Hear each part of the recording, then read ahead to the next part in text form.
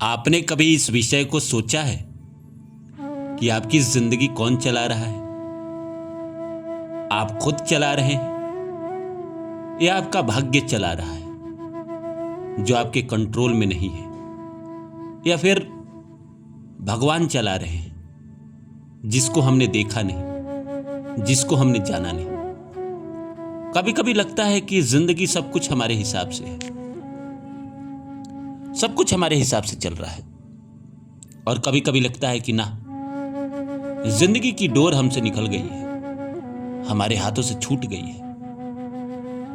तो निष्कर्ष यही निकलता है कि कोई ना कोई तो है जो हमारी जिंदगी को संचालित कर रहा है। कौन कर रहा है? हमारा कर्म कर रहा है, हमारे भाग्य कर रहे हैं, या भगवान कर रहे हैं? कभी ना कभी तो आपने सोचा ही होगा। अगर नहीं सोचा है तो फिर आज सोचने का आपको मौका दे रहे हैं। एक बार सोचिएगा कि कौन चला रहा है आपकी जिंदगी। सबसे पहले हम कर्म की बात करते हैं। कर्म जो हमारे कंट्रोल में है, हम कर सकते हैं। हम जो पढ़ाई करते हैं, हम जो शिक्षा लेते हैं, हम जो कंपटीशन में हिस्सा लेते हैं, हम जो दौड़ में भाग लेते हैं, हम जो आज कर रहे हैं, वही तो हमारा कल बनाएगा। कर्म हमारे हाथों में है। हमें क्या कर्म करना है, क्या नहीं करना है, ये चीज हम बखूबी जानते हैं। और भगवान कृष्ण ने भी गीता में ही कहा है कि कर्म कर, फल की चिंता न कर। तो इसका क्या मतलब है कि हम कोई भी कर्म कर रहे हैं, उसका फल नहीं मिलेगा? नहीं मिलेगा, लेकिन कर्म करने से मिलेगा, सिर्फ सोचने से नहीं मिलेगा। भाग्य की बात जहां तक हम करें तो भाग्य हमारे हाथों में नहीं है। ये कहीं ना कहीं हमारे हाथों से बाहर की चीज है। इस संसार में बहुत लोग हैं जो अच्छा भाग्य लेकर आते हैं। अंबानी, अडानी, बिल गेट्स या बड़े लोगों के, अमीर के घर जन्म लेते हैं। लेकिन अच्छा भाग्य लेकर आने का इसका मतलब ये नहीं है कि आप हमेशा उसको बरकरार रखेंगे। अच्छा भाग्य लेकर आने के बावजूद भी अगर आप कर्म नहीं कर रहे हैं तो आपका अच्छा भाग्य आगे चल के सपोर्ट नहीं करेगा।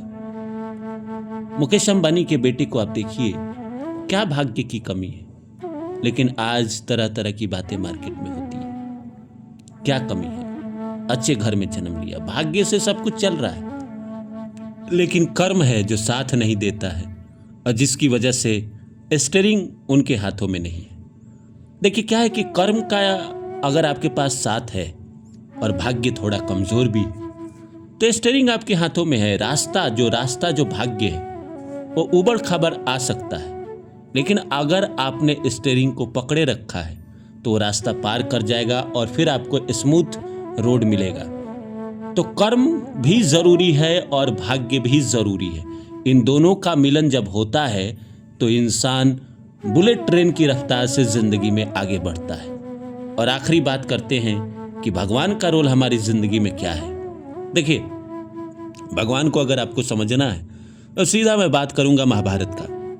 महाभारत में भगवान कृष्ण चाहते तो सब कुछ कर सकते थे।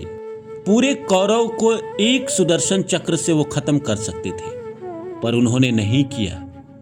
उन्होंने अर्जुन को कहा कि हे पार्थ, बाण चलाओ, तुम अपना कर्म करो, कर्म के आगे कुछ भी नहीं।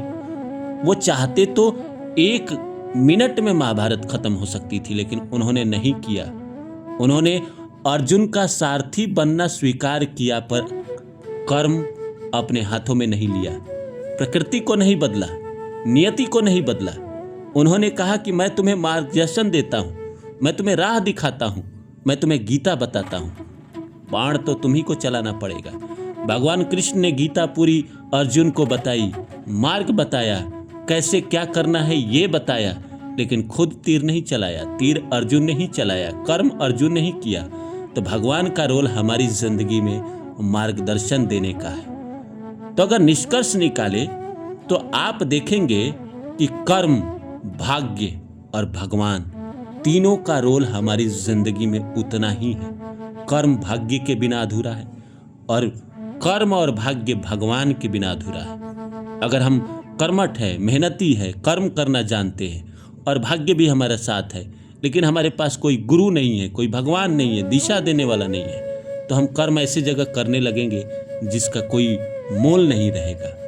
जैसे मान के चलिए कि एक ट्रेन है जिसमें फ्यूल भी है, पैसेंजर भी है, यात्री भी है और हम भी बैठे हैं, हमें जाना कहाँ ये भी पता है, लेकिन ड्राइवर नहीं है, तो वो गाड़ी अच्छे तरीके से नहीं चल पाएगी, पटरी पे कहीं ना कहीं पलट जाएगी।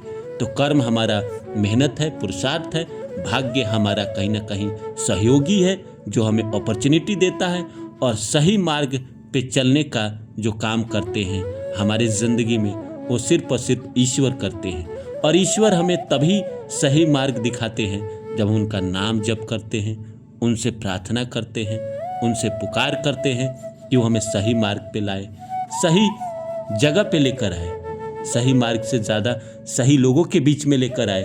एक गलत संगत से इंसान बिगड़ सकता है, लेकिन अगर वहीं संगत अच्छी हो जाए, संगत अगर कहीं ना कहीं सत्संग वाली हो जाए, तो इंसान दुनिया का सबसे अमीर आदमी होने के बावजूद भी सही मार्ग पे रहेगा। दुनिया में वो चाहे जिससे भी मिल रहा हो, कितने भी बुरे आदमी से मिल रहा हो, वो हमेशा कहीं ना कहीं सही कर्म करेगा, लोगों के लिए कर्म करेगा। कमेंट करके मुझे बताइए।